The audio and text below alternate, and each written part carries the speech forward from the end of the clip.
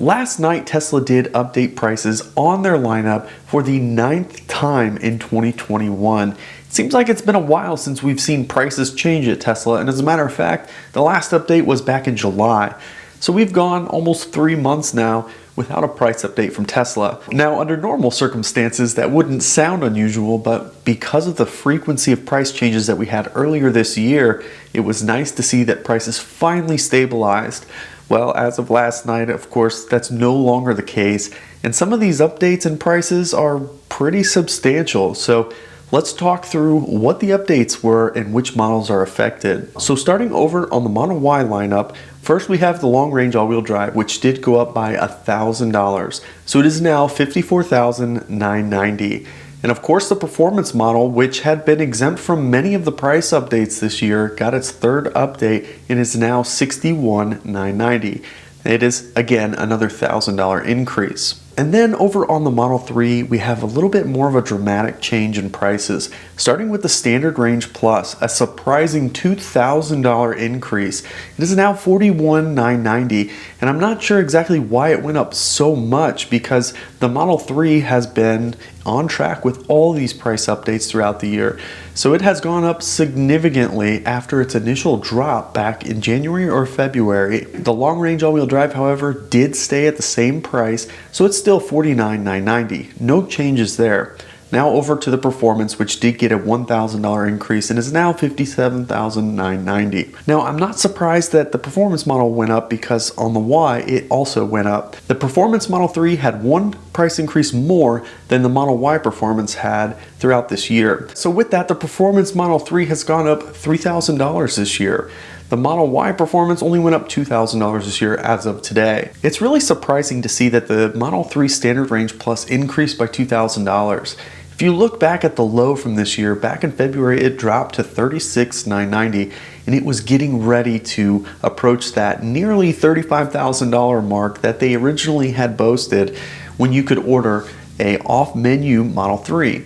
So $36,990, now at $41,990, it's gone up $5,000 this year. At $5,000, perhaps you're thinking, does the Model 3 Standard Range Plus now come with additional options or features? Well, of course, the answer is no. It did not increase its features. It did not match what the very short-lived Standard Range Model Y had in its standard range configuration, which was still that full premium interior.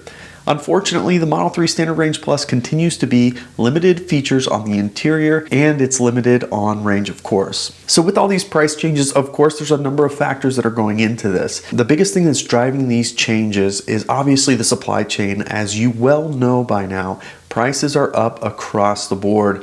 There are supply constraints throughout the global economy right now that are affecting the availability of products. So manufacturers like Tesla are not exempt from this. As a matter of fact, GM just announced that they're going to shutter production on a number of their models that they offer. They've been stockpiling cars for some time now, and those cars are ready to go once components arrive. So this chip shortage has been very impactful to the automotive sector. So in alignment with those supply chain constraints, there's been a lot of speculation about what's causing the delays in deliveries.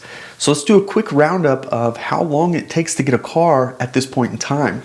If you were to order today a Model Y long-range all-wheel drive, you would have to wait until April before taking delivery. If you were to order a performance Model Y, you can get that by the end of the year. Over on the Model 3, the long-range all-wheel drive can deliver this year, and it'll be December. The shortest wait time of any Tesla right now is the performance Model 3, which will get here in November if you were to order today. Now, what's really strange, and I don't know what is causing this, but on the Standard Range Plus, there's actually 2 delivery dates. When you initially select it, it's likely going to show the sport wheels. And when it does this, it's showing you that delivery is expected to be in April. Now, if you switch back to the Aero wheels, it moves your delivery date to June of 2022. So it's very strange because there's nothing different about the car other than the wheels. So does that mean that there's going to be a shortage of wheels in the very near future? I guess that could be the case, but it doesn't seem to impact any of the other configurations like the long-range all-wheel drive. Whether you have Sport or you have the Aero wheels, you have the same delivery date expected for the long-range all-wheel drive Model 3. So this could be as simple as Tesla's just trying to increase the average price of cars that are going out the door. Who really knows? So it's definitely something to consider. If you're wanting a standard range plus Model 3, you can upgrade for $1,500 and get the sport wheels and get your car several months sooner. Now that's up for you to decide, adding $1,500 to the base model if that's something that you want to do. At this time, there's no other options that seem to affect delivery time other than what configuration of car you get, whether it's standard range, long range, or performance. As we continue to see these supply challenges disrupt many of the industries that we are used to dealing with, including the automotive sector, it begs the question, how is Tesla able to keep up with this? As we started to see these dates severely slip in delivery timeline, there was a lot of questions about, is this really demand or is it something else? Specifically, is it supply constraints that are causing them to have delays in delivery? Well, we just had our Q3 results released, and Tesla once again exceeded expectations and had yet another record quarter of deliveries. So we're finding that Tesla is still able to deliver cars at unbelievable numbers, and they don't seem to be as impacted as the other auto manufacturers. But why is that? Well, for one thing, Tesla is suited to be able to adapt to changes rather quickly.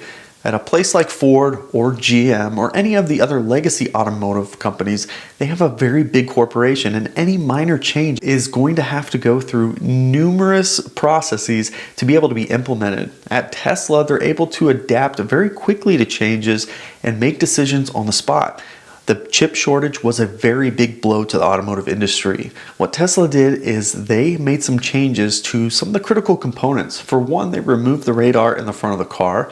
So that was a big hurdle that they were able to overcome.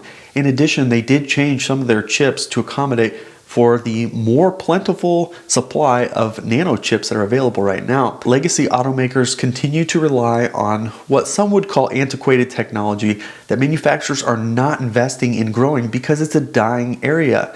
However, things like safety systems and autonomous braking and all those things that you can think about, if you're going to make a change in the technology that's proven, you have to have a very good case to do it, and it costs tons of money to make that change, especially for big legacy automotive companies.